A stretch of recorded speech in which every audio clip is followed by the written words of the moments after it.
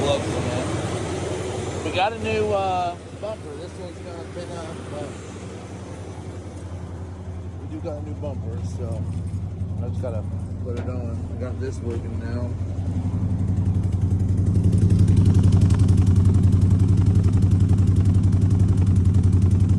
See, that bank's not bad, but this is the one I think I'm missing on. Hold on.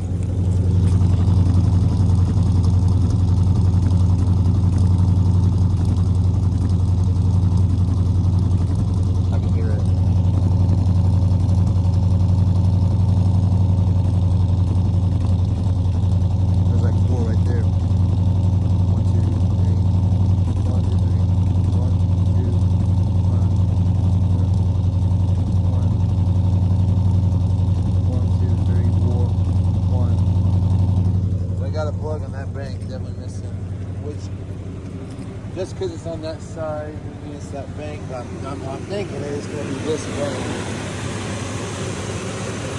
This is the one that we had the oil leak on real bad. I'll find some pull the plugs out, check them, see which one's oily. That's why it's shaking like that though. I can hear it.